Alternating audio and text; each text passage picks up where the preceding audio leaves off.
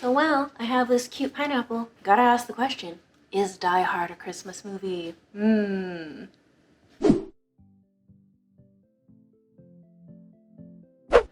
Hi everyone, it's Mish here from One Hungry Mish.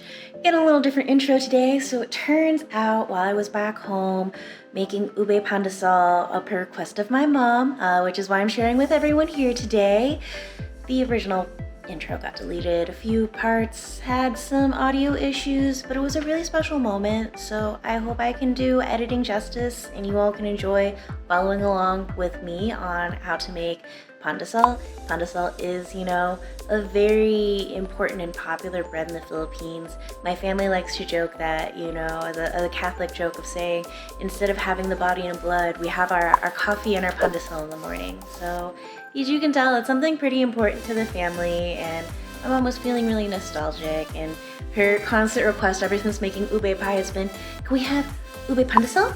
Ube this? Ube that? So while I'm home, made some ube pie for the family as well, but also made this pandesal that I'll show you all how to make here in just a moment. So thanks everyone. To get started, we're going to need 240 milliliters of warm milk, which is about 1 cup. We're going to mix this in with our other ingredients. So we're going to need 3 grams of instant yeast, 2 eggs, and 1/2 a stick, 60 grams, 2 ounces, what say you measurement of room temperature butter. And now we combine. And then for those wondering, this is what ube flavoring looks like. It is very deep purple, so I'll be adding a teaspoon of this since, like I said, it's ube pandesal. Yeah, look how purple it is, man. Oh, wow. Yeah, I still have to add the dry ingredients, but figured you'd want to see that. Mm-hmm. You dreaming That's in ube? the butter? Yeah, that's the butter. I should have probably melted it in this case, so lessons learned here, but here we are. Okay. Yeah. We'll see if this goes well. Since this is now mixed together, it's time for our dry ingredients. I did say sift them together. I'm about to be a hypocrite. My parents don't have a sifter, and all I have is a tea strainer, and honestly, to sift all these ingredients, I'm just gonna give it a little extra manual toss and hope it does the trick. Sifting just helps allow a little bit more even incorporation of your dry ingredients, which is especially important in things like breads, so pandesal. So I guess I get to be the guinea pig for you all to see what might happen if you decide to fudge it a little bit. Okay, just this is 500 grams of all-purpose flour. It's kind of pointless to sift this as is, except to beat up some of the little chunkies you see down in here. But let's get to the good stuff. 15 grams, or roughly 1 tablespoon of sugar. In this case, my family only has that Costco branded fancy sugar, so I hope this incorporates well, as well as 7 grams, or about 1 teaspoon, I'll double check my math there, of salt, and going to just give that TLC, and then I'll get to incorporate in batches. This is the batches slowly getting incorporated in. You can tell it is quite purple. And I'm hoping, since, like I said, should have probably melted the butter in this instance, hoping that this incorporates the butter decently. And I mean, I have dough to work out once this is put together anyways, so TBD. A little bit hard while holding this camera, so see you in a minute. Okay, looks like my mom's actually gonna run away now. So it's just you and I, kneading for 10 minutes.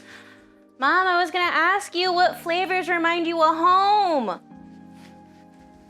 Flavor ube pandesal. Ube pandesal? She's the biggest smile on her face right now. Is it just ube things, or do other things remind you of home? See. Oh, there's a lot. Yeah? What are some things? I'm curious. Bihon, lechon. Okay, so what's bihon for people who don't know? Bihon is like the angel hair noodles Mm-hmm. that you can, for whatever meat you like, hair or vegetables. And it's kind of stir fried in a process. Yeah. So it's a stir oil. fry. happy noodle. It's like Filipino spaghetti. Filipino spaghetti? But isn't Filipino spaghetti spaghetti with sugar in it? Like the Filipino spaghetti. Ah, so this bihon is your version of Filipino spaghetti if Filipino spaghetti weren't Filipino spaghetti. You got the carbs, you got the vegetables, you got the protein. Yeah. Oh, sounds good. Okay, now that it's been 10 minutes, this is what the dough looks like once it's been worked. Just wanted to be sure that you can see it quite thoroughly. You see how like supple it is. It kind of reminds me a little bit of dough that was used for noodles, but you see it has that bounce. That's that elasticity we're talking about. So now we're going to go cover this.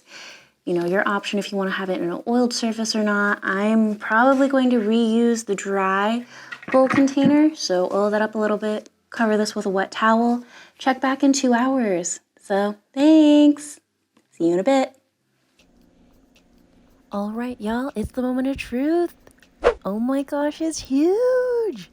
Look at this. Isn't this exciting? Okay, now we're going to go move on to actually making our pandesal. 22 evenly weighed pieces.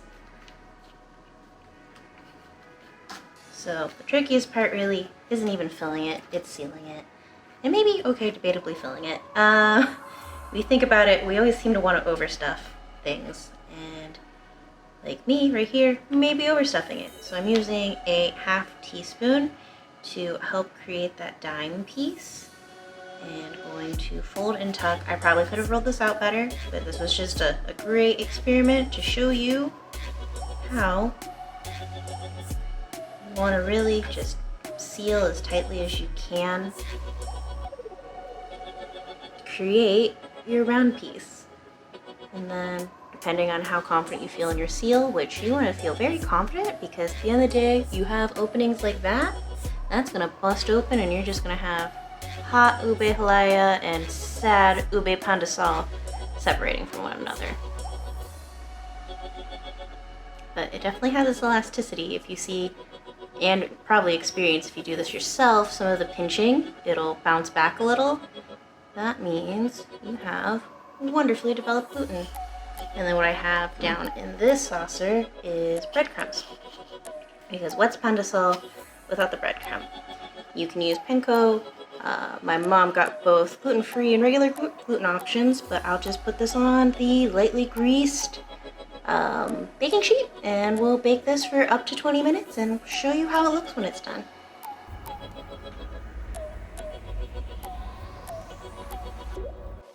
Okay, it's been 20 minutes. Let it cool a little bit. This is an ube pandesal. Like I said, max twist, a little bit leaked out. Lesson learned about making sure you twist things right. But I know they're being shy still. Just figured show that steamy goodness. The halaya, since it is also purple, kind of blends in a little bit, but hopefully you can see some. But you can also fill it with other things, cream cheese, regular cheese. We love our ube and cheese. But you know, thanks for watching. Stay hungry.